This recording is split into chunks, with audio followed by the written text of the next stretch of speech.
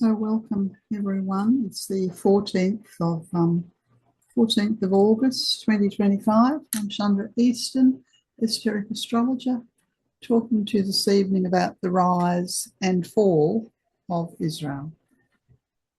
Yes, I'll be looking at the world events, just planning on covering the history from the Ottoman Empire through the forming of the State of Israel. We'll have a look at the birth chart, which we have looked at before.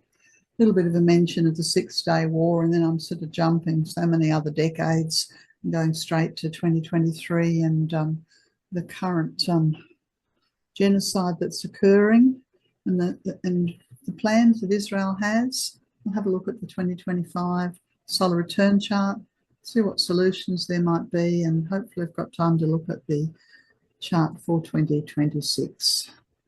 I've always been fascinated in the history of Israel, but never really been there, and I'm sure I know myself, when you visit somewhere, then you really get a handle on it and understand it. But if we start from the 20th century, well, it was around about 1916, 1917, when the world international bodies started talking about what should happen.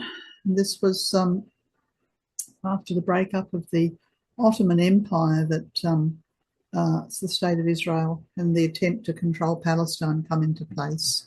It started with something called the Sykes-Picot Agreement, which was the French and the British. And between them, in typical 20th century fashion, they just got out a ruler and looked at the world map, and they decided that the international administration should be over Palestine, and that France should have Turkey, Kurdistan, Lebanon and Syria. Goodness knows how they decided this. And then they decided, no, hang on a minute, we won't leave the international admin to Palestine, we'll give that to Britain. And so Britain then had southern Israel, Jordan, southern Iraq, two ports, and then was given Palestine and Mosul, which I think is in northern Iraq. Effectively divided the region up. Russia had a bit of involvement in it and was given Western Armenia and Constantinople, which I didn't know. Interesting, the capital of Turkey, and of course the Turkish Straits, which would have been the access to the Mediterranean. And Italy also, for reasons I don't understand, was given southern Anatolia. And that's how it all kind of started. And with the founding of Israel, the justification from the Zionists was that this was a land without a people, that they needed it for a people who didn't have a land. When I heard that sort of saying, I thought to myself, hang on, that's terra nullius. That's the same rationale that they used when they gave Australia to the British. You know, so, oh, there's no one here, it's an empty land, we just sort of need it for the convicts. But of course, in fact, it wasn't empty. There were Palestinian people there. So they, in the typical early 20th century, they decided they'd have to transfer them out of the region. We call this ethnic cleansing, but that's been the plan since 1916 between Britain and France, to transfer, to get rid of, to wipe the slate clean, so that the people who actually own the land, well, they're gone.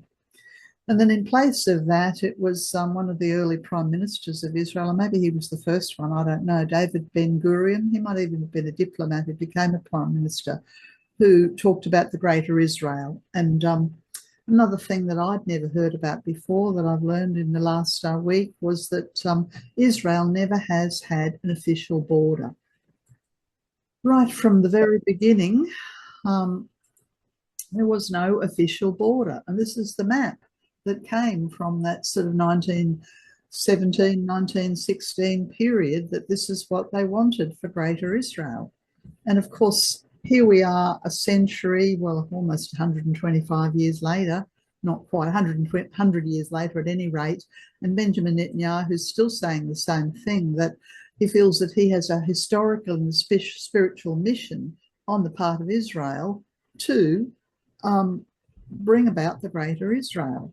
And of course, let's never mind the fact that this involves Egypt, the Sinai, Jordan, the West Bank, Gaza, Syria, Lebanon, Iraq, parts of Iraq and Saudi Arabia. So a grand vision of a land grab.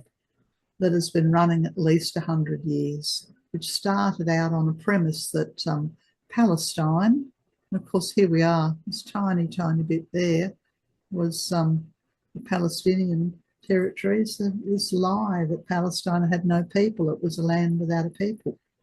And then, of course, in the 30s and the 40s, we had a huge political upheaval. First of all, Hitler comes to power, and so there's a general exodus in the region of Jewish people, and they go to Canada and they go to the United States, and they go out of Europe into Israel. Yeah, I don't know whether they come to Australia, but primarily Canada, the US, and Israel, because they knew what was coming.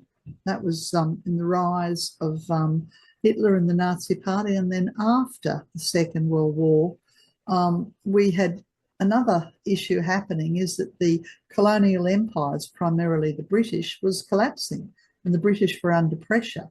And remember that it was the British and the French that had divided the Middle East up.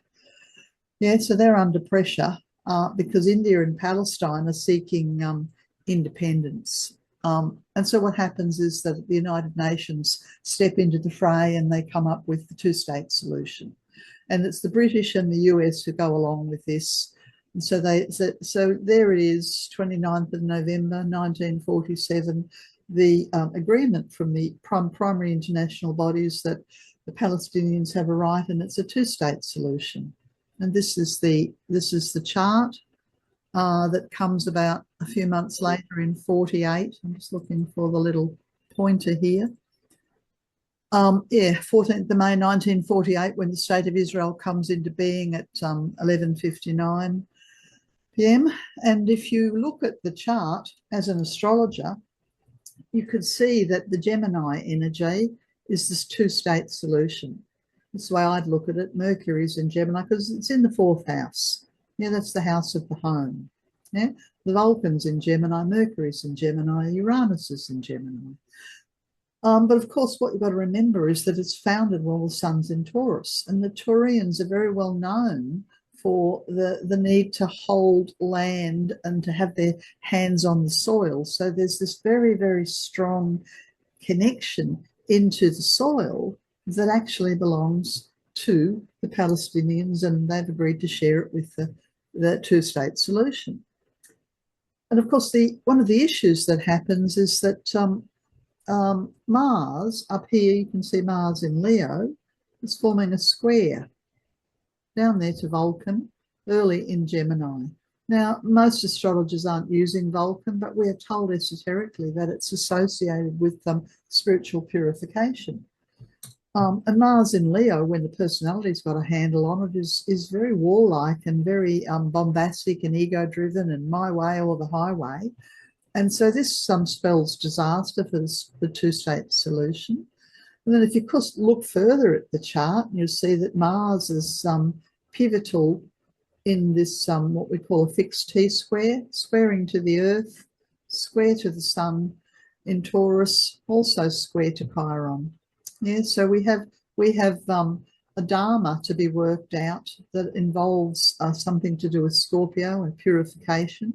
So we have the energy of purification with Vulcan, and we have a crisis with Chiron being there. Yeah, so these aren't easy issues to deal with. And esoterically, you'll see over here, I've written the Scorpio degrees. And the Lord DK talks about the middle degrees of Scorpio being associated with hatred. And so we have the past life, or the collective history of Israel is rooted in hatred. Yeah.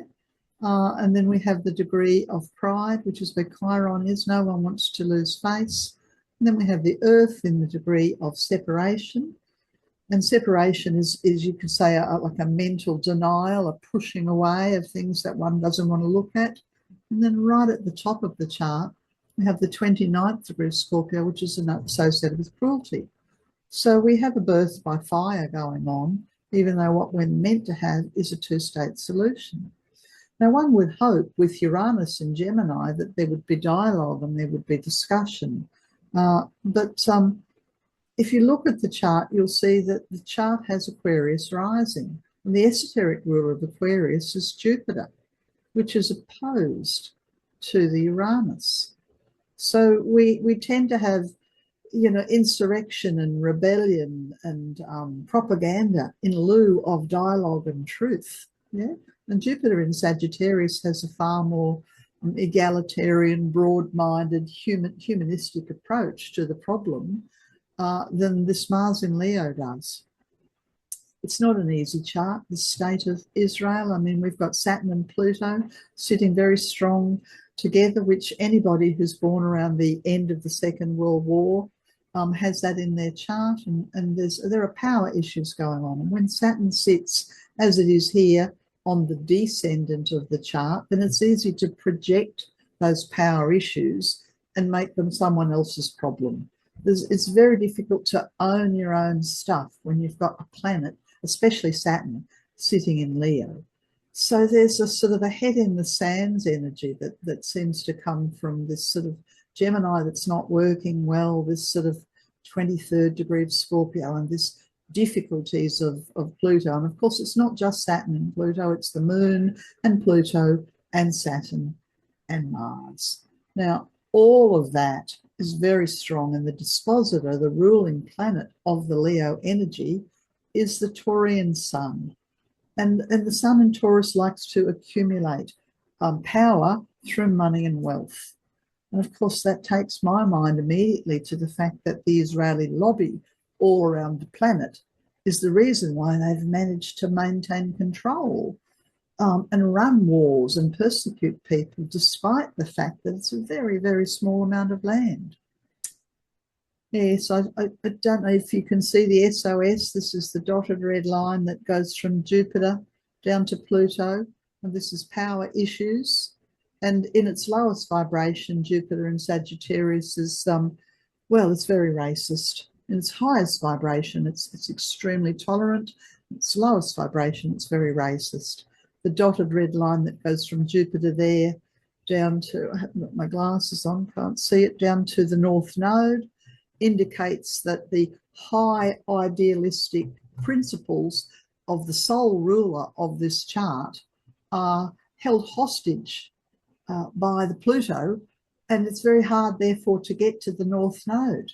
And the North Node in Taurus, we need to begin to recognise that we share. What was it that happens in the Bible? That the Lord Jesus has, the loaves and fishes, and we have one loaf and a few small fishes and we feed the millions. Well, this is the goal and the purpose of the Taurian energy, which unfortunately hasn't come to pass.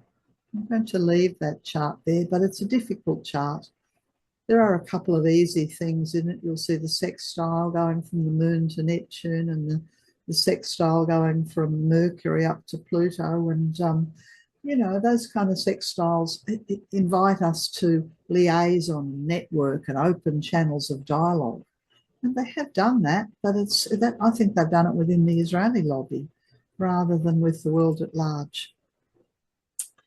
Okay, so the reason what happened was immediately after the UN's declaration of the land split, who gets what, the Israelis were unhappy with what they'd been given by the UN, because ideally what they wanted was all the Palestinians gone. Remember, they wanted an empty land for their people. But otherwise, if they couldn't get that, they really wanted 80% Jewish, 20% of the indigenous people. Whereas, in fact, the numbers were stacked against them. 35% of the population was Jewish, 65% of the population was Palestinian, and only 7% of the land was owned by the Jews. Yeah, so this was a problem as far as the incoming Israeli government, because they couldn't hack the fact that this was very small territory. And so we have the first, I think it's 77 years ago, isn't it, the Nakba, on the 15th of May, 48. And this was basically Israel opposed to the Palestinians and several of the Arab nations, primarily Egypt, Jordan, and Syria. And they started the war, which I think ran on until sometime in 1949. They started by bombing the Egyptian oil fields. And then they proceeded to seize Sinai and the West Bank and East Jerusalem, the Golan Heights, and drive out 750,000 Palestinian people.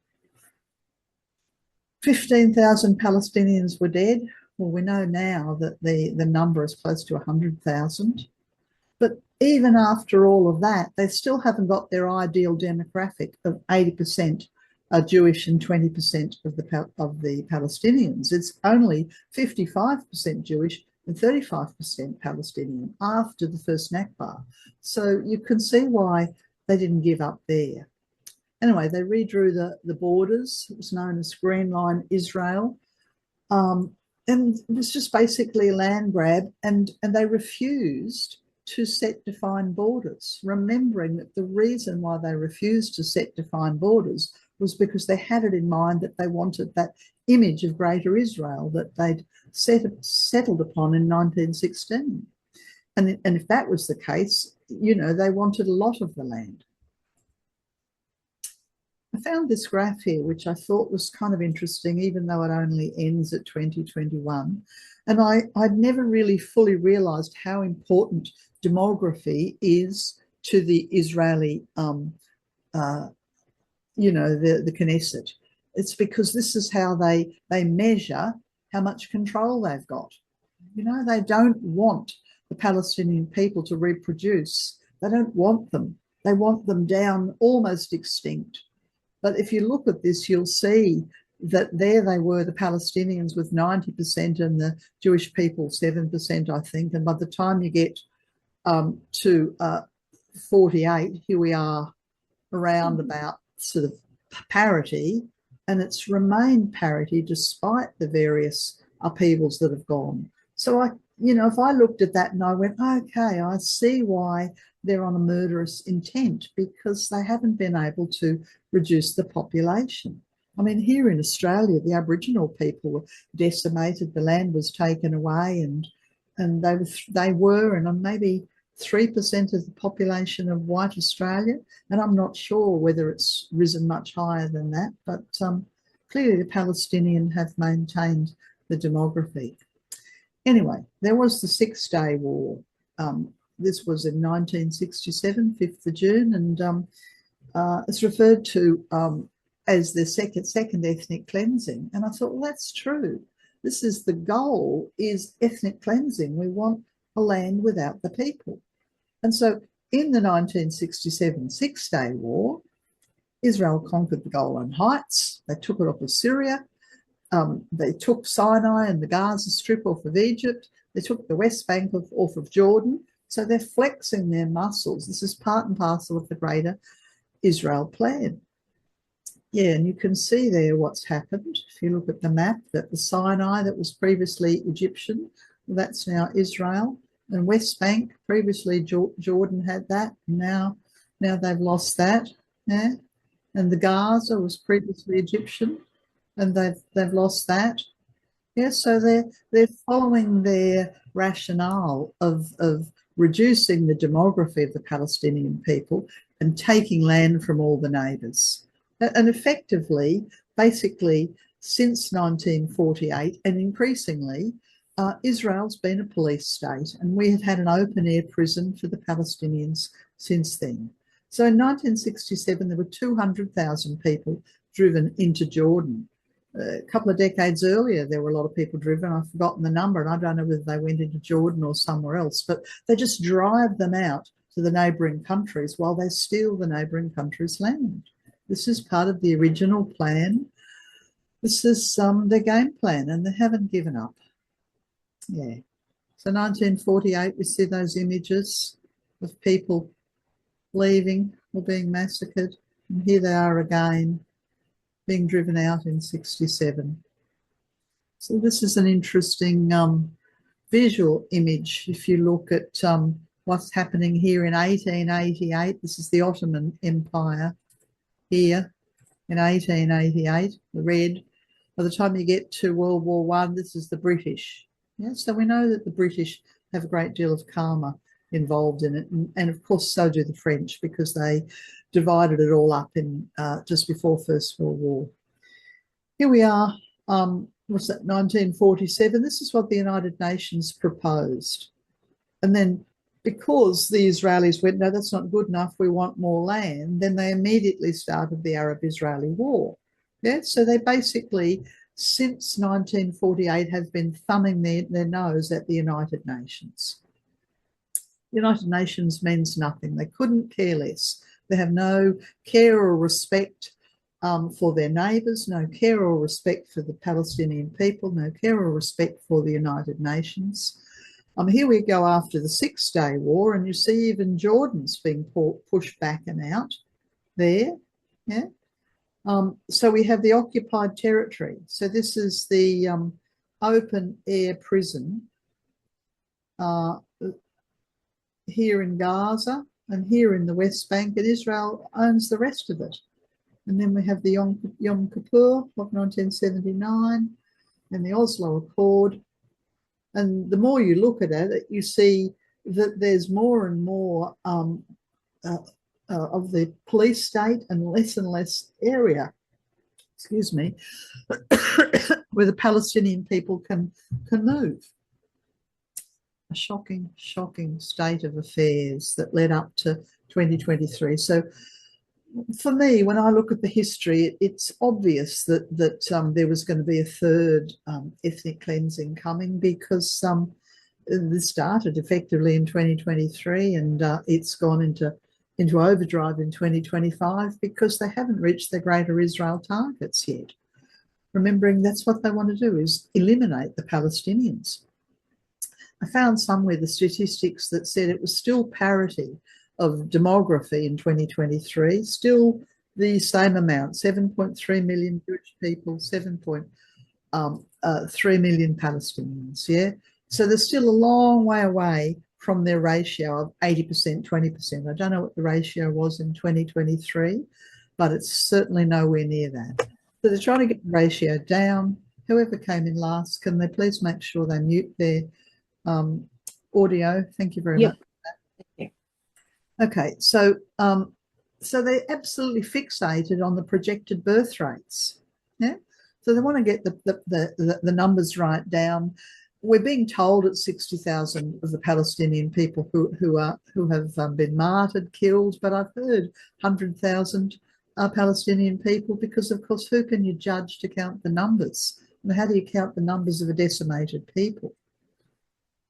Yeah, so this is part of the long-range plan that's been running for 100 years. For Greater Israel, they want to maintain what they've got and expand, eliminate the populace and drive them out and occupy. And we've seen in 2025 that they've gone into southern Syria and they've gone into Lebanon, which is what they were doing in 1967. You know, they want parts of Syria, they want all of Lebanon. They haven't challenged Egypt, but instead I've noticed that they're offering large amounts of money to the Egyptian government for, was it oil, I think? I can't remember now. And so these are the things that we're witnessing and seeing if you look at the media anywhere, what life has been reduced to in 2025. And why is this happening? Well, I go back to the fact that the sun's in Taurus in that inauguration birth chart of Israel, and that powerful friends who are rich and wealthy, i.e. the Israel lobby, that they have, you know, everywhere, not the least of which is in America, means that they've got wealthy friends who just control things. So they have no accountability. We've already seen they have absolutely no regard for anything the United Nations might say since 1948. They've thumbed their nose at the International Treaty for the Non-Proliferation of Atomic Weapons. They don't care that they are breaking the Geneva Convention for genocide. You know, there's a suggestion that the reason Benjamin Netanyahu wants to stay in power is because the moment he loses power, he's before the International Criminal Court and before the International Court of Justice, him and other members of his government. And in fact, I read an article that talked about the fact that the Mossad have been targeting members of the ICC, you know, threatening, you know, bully tactics to drop the charges against war crimes. So they will literally stop at nothing. And this is what we think is a democracy, but in fact, is not at all. Someone still hasn't turned their audio off. That's the person who came in last. Yes, so the Israeli lobby is in control of the US Congress. And these days, it's not really about America first, it's Israel first, because whatever Israel says, well, America jumps to it. But the Israeli lobby is also there in Europe, in Britain, in Canada, in Australia, and goodness knows where else in the Western world.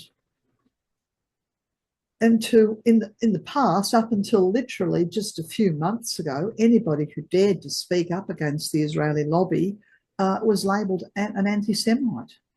Well, this is slowly changing, but it's far too slow for the 60,000 or the 100,000 Palestinian people. So what are Israel's plans in 2025? Well, it was in May of 2025 that they launched their Operation Gideon's Chariot. This is their holy war, and they say that they want to destroy Hamas. But we know for the last 100 years, they want to get rid of the people so that it is an empty land. So it's nothing to do with Hamas per se. That's the cover story. That's the lie. And it's vengeance, you know, and they base this Gideon's Chariot on things from I don't know, thousands of years ago. They say it's divine vengeance, and they're using their right, according to their religious traditions, for state-sanctioned ethnic cleansing. And it's obvious to everybody all around the planet that this is what is happening. And the answer why they can continue to do it is because they have friends in high places. That's the sun in Taurus in the chart. Yes, and so that was May, and then they stopped their Gideon's Chariot operation because they've realised that they can't get rid of Hamas, and so now they've gone, all right, okay, last ditch effort. We'll actually have to put boots on the ground. We're going to have to occupy, first of all, Gaza City, and then the entire Gaza Strip and the West Bank. And this is effective from the 2nd of August, or it could have been the 1st, I'm not sure, come in through the Knesset and with Bibi Netanyahu at the head of it. So they're effectively moving from the aerial warfare, where they've been using the AI and all their allies around the world and the technology to basically shoot people from the air, sort of murder by AI, murder by planes, into boots on the ground. And this has created some degree of opposition. There are opposition from some of the generals. I don't know how many. There's opposition from some of the general populace. I think the general populace, I think it's something like 65% of the general Israeli population agree that wiping out the Palestinians, the ethnic cleansing's okay. So it's still a very small percentage of the general populace. They say they want to finish off Hamas and pacify Gaza, but that's their propaganda. They want to completely ethnic cleanse the Palestinians, and they don't want to pacify Gaza. They want to empty it so that they can set up the Mediterranean resorts that Trump talked about back in March. Well, this looks and smells and sounds like the final solution of Hitler. And if it looks like the final solution, it smells like the final solution, well, what else can you call it but the final solution? So astrologically, I thought I'll have a bit of a look at the solar return for 2025. So this one's been in effect basically since the Gideon's Chariot, to see if there's any hope. Is there any way that this can be stopped?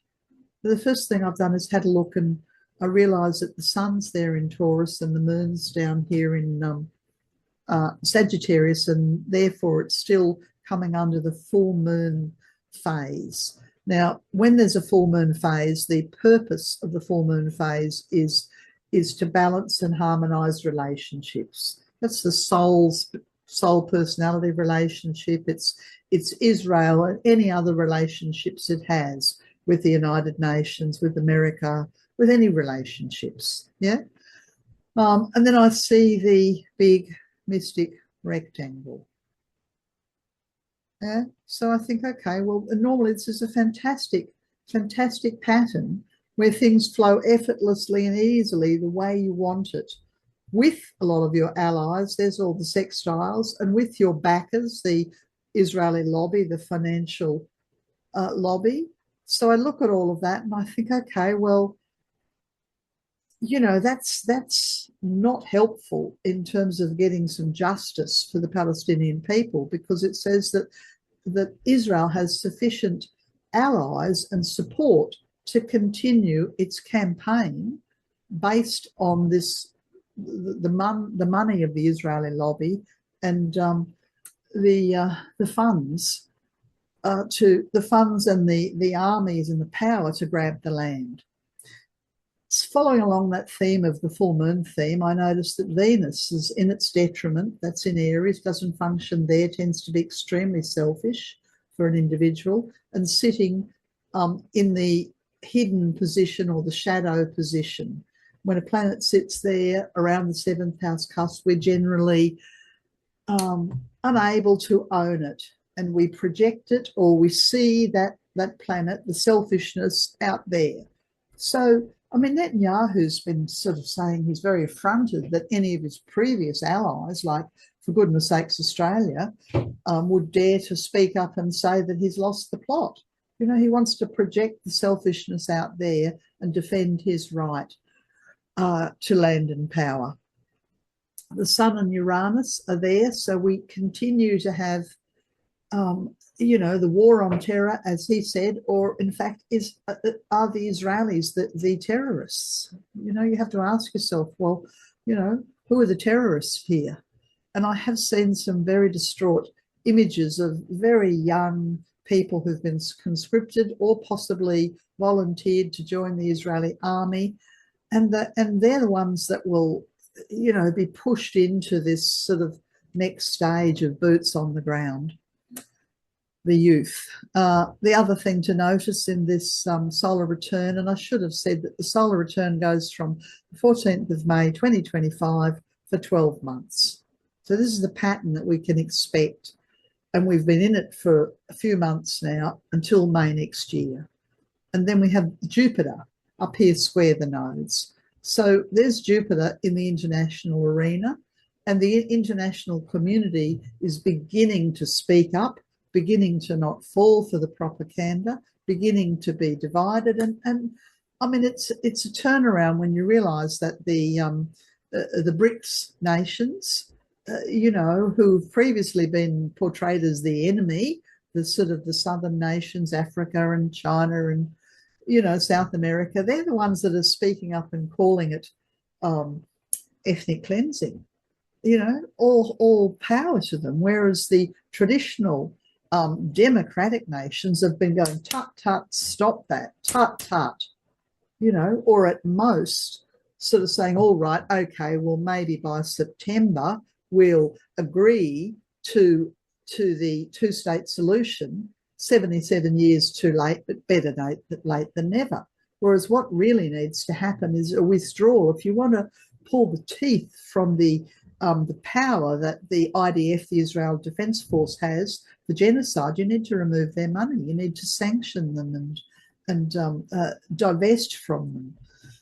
Yeah, so this Jupiter in Gemini up there, square the nodes, indicates that there's a great amount of karma being created, because never forget that Saturn has been earlier in the year sitting on the North Node in Pisces, and there's an enormous amount of karma that is being created. The other thing that I mentioned there was the Mars-Mercury square. You see Mars up here in Leo. This is the chest beating, I'm right, I can do what I want. And the lies, the propaganda and the lies and the argument and the pushback and if we control the media, we control the image, but not everybody in the international arena is falling for this anymore. Yes, okay, let me continue on. So does Israel have any problems in trying to sort of proceed with its agenda? Well, militarily, it is having a few problems. It's been unable to defeat Hamas in Gaza. It's been unable to defeat Hezbollah in Yemen. It's unable to defeat Iran. And Iran's now, it seems we seem to think that Iran is now becoming nuclear. So that's an even sort of bigger fight to pick, you know. It has managed to sort of move on into Syria and move on into Lebanon, but it's had serious setbacks last year and this year. It's extremely dependent upon the USA and therefore the Israel lobby. So far, there is no hope that Trump's going to walk away from backing Israel. But the other problem is that some of the old traditional allies, you know, Britain, France, Germany, they are starting to say, tut tut, that's enough now, behave. You know, so they're not towing the line and saying, you know, Israel is one being persecuted. They're actually beginning to point. The world's opinion is turning very slowly. The International Criminal Court has not been bowed into silence, hasn't given up. And there are some movements I think it's Ireland that has been standing up saying we won't trade with them. Norway in the last week has pulled some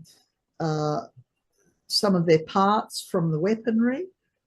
You know, so the sanctions and the divestments are happening very slowly. But more than anything else, what I find extremely encouraging is that there is now opposition from the Jewish diaspora around the world. You know, Jewish people, Jewish rabbis, I think there were 1,000 of them, signed a letter. I've got that further on in the talk. Just saying enough is enough and enough. And of course, let's not forget that the Pope has come out and said, you know, basically, you know, this is just not okay. So the world opinion is turning and has been turning since, you know, basically 2023 from the very beginning. Okay. So we are witnessing a killing fields and remembering that the Israelis want the demographics. They want permanent displacement, occupation, annexation of the entire Gaza Strip. They want to shift that graphic that I showed you before, where the parity of the Jewish people and the Palestinians is roughly 50-50. They want it to the 100%. And so, you know, they are invested in their killing fields. And so, of course, I think it was February or March this year, the Gaza Humanitarian Foundation, which is nothing more than a front for the killing fields, funded by America, has taken over from what was previously the 400 distribution centres for food, and now there are only 4. And these are effectively death traps where people are being picked off and killed, women, children. Some people call them death traps, some people call them mouse traps.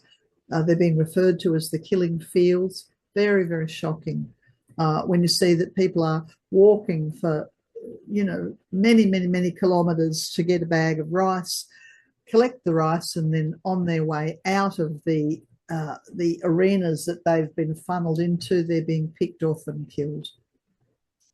There's an image, and I'm going to show you now a clip from a video that Zachary sent me. It's if you're interested, the full interview goes for maybe an hour, but I'm going to use just a small section of it. Let's just see if it loads up at my clip. But it's very shocking clip of the people being mowed down as they're lining up to get their food. Meanwhile, Bibi Netanyahu is trying to paint himself as the saviour of the Palestinian people. And he says, we're saving you from Hamas, of course, with American money. Yes, it's more shocking than we can possibly imagine. I was heartened to see that on the 12th of August, that's just 2 days ago, that the UN Security Council were holding emergency meetings about Israel's proposal of these boots on the ground. But we do know that Israel doesn't pay any mind to the United Nations. And effectively what we have is concentration camps, exactly the same as the Second World War. This is a complete reversal of what happened to the Jewish people. They're forced into arenas. They've been in a concentration camp for decades. Now they're getting basic food, basic medicine, basic water, almost, but not quite enough to stop a starvation. So they're using starvation instead of the gas chambers. And the next stage is that they plan on what Netanyahu refers to as voluntary migration. And it's mooted that he's been in talks with the Egyptians to send the Palestinians who don't die, who aren't murdered, or who don't starve, into southern Sudan, where of course they've been in war-torn for at least a decade or more. So the only hope we have really is that world opinion is beginning to turn slowly, despite the fact that the average Israeli person is swallowing the propaganda and believes that the problem's Hamas and therefore they have to, ethnic cleansing's the only way out. So many countries that are complicit, the Americans with their money and their war weapons and their bombing and of course their technology, Netherlands with parts for the F-35s, Denmark for the supply chain, Australia for the parts for F-35. Canada's also supplying crucial parts for the bombs. The UK are sending military equipment, Germany as well, up until a few days ago. The EU have failed to sanction Israel. Saudi Arabia is providing oil, despite the fact that Saudi Arabia is an Arab nation. They are up to their eyeballs with the Americans. Meanwhile, Israel says, well, they're going to boycott anyone who dares to recognise Palestine. I mean, what hubris. Israel, and this comment down the bottom left-hand corner that says Australia's supplied parts and components, ensuring Israel's F-35 jet fighters can continue their deadly bombardments of Gaza. Despite claims that these parts are only supplied to a pool of parts in combined global hubs in the US and Netherlands, evidence shows that Australia's exporting some of these F-35 and directly to Israel.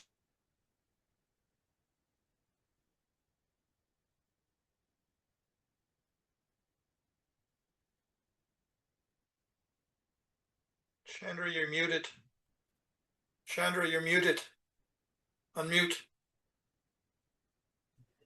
Sorry, how long have I been muted? Hopefully not too long. Thank you for that. 20 seconds. Yeah, so Albanese has been wiping his hands of it, saying, no, it's nothing to do with Australia. We're not in control of these spare parts for the F-35. That's just an Australian company that's doing that. So he's tried to distance himself. And of course, that's without even mentioning the fact that Pine Gap will, of course, be being up to their eyeballs in the AI-led war on the Gazans. So what can we do? Well, clearly, Israel needs to be isolated. Trump's not going to do it. He might give the occasional word about, isn't it terrible that children are being killed, but really onwards and upwards. So it's not going to happen from the US or Trump. So we need sanctions, boycotts, divestment, islands standing up, Russia, China, South Africa, all the BRICS countries, Brazil, Spain. I've got South Africa in there twice. Germany in the last week has said, okay, all right, we're not going to send our bombers. Norway's stepping back, Scotland's stepping back. So there's a swell, slowly that's happening. It's just a couple of years too late, but you'd have to say better late than never. India seems to be trying to play both sides against the middle. It wants to, on the one hand, be part of BRICS, but it also wants to get whatever it can get by being friends with America. Egypt, an Arab nation, has just in the last week received $35 billion oil deal with Israel, and I can't help but think that this is because they're going to agree to take the people who decide to voluntarily leave, you know, the people who are being driven out into Egypt. Yeah, the UAE getting criticisms because it's talking about the once all the Israelis are gone, dead, buried, shipped out, then it wants to be part of the post-war plan. They're already picking the I saw today, the diplomat. I think he's not Israeli, not Palestinian, who's going to supposedly run Gaza afterwards. And we have this token condemnation from France, the UK. I don't know about China. I don't know why I've got that there, but certainly Australia. Jordan's been successfully overrun. So we just need to speak up and hold firm. It's fantastic that Norway's done this. $2 trillion Soviet sovereign wealth fund being withdrawn. Fantastic. Germany finally says, okay, we will no longer give them the planes. This is an excerpt from that letter. There's the link. This was the most hopeful thing of all. A letter from 1,000+ rabbis and Jewish leaders all across the world. And they say, we call upon the Prime Minister and the government of Israel to respect all innocent life, to stop at once the use and threat of starvation as a weapon of war, to allow extensive humanitarian aid under international supervision whilst guarding against control of theft by Hamas, to work urgently by all routes possible to bring home all the hostages and end the fighting, to use the forces of law and order to end settler violence on the West Bank and vigorously investigate and prosecute settlers who harass and assault Palestinians, to open channels of dialogue together with international partners to lead towards a just settlement, ensuring security for Israel, dignity and hope for Palestinians, and a viable future for the region. That's posted by the Liberal Jewish Synagogue. Fantastic. And that's when you know things are turning. Let's have a look. I don't know how we're going for time. I should stop, shouldn't I? The chart for the solar return for next year, which doesn't come into force until the 14th of May next year. The first thing that I noticed about this chart was that it's a balsamic phase, which is a winding up, a completion of matters that have been building. So that's very hopeful. The second thing I noticed is that most of the chart is beneath the horizon. It almost looks like Israel's gone to ground and is hiding. Yeah? It's no longer dominating the world arena. Yes, the Sun and Mercury are combust.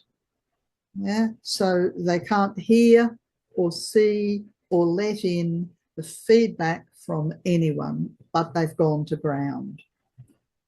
Have they given up the fight? Well, I don't think so. The Moon and Mars and Chiron are there, so there's still a fight, but it's not a fight that's being acted out on the world stage. So I find this a little bit hopeful. Saturn sits on the IC of the chart. This is the karma. This is you know, between the board of karma and the Israeli government and the people who've made the decisions. There will be karma to pay.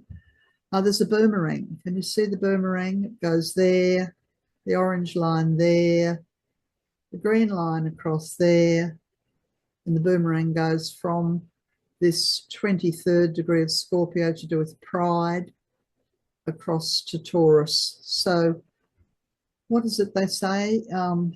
Pride goeth before a fall. So I'm praying and hoping that there's a fall. I won't say any more about that because I've talked for too long and I'm not confident that this link is going to work now. If this link doesn't work, well, I'll give it up, but please make sure you watch it. I couldn't find it on YouTube. I could only find it on Facebook. And this is after the assassination of some journalists this week. And this is something that a statement that was written in the will of Anas al-Sharif, Palestinian journalist who was murdered. Let's see if the button. Okay. Yeah. I'll try. Just tell me if you can see it.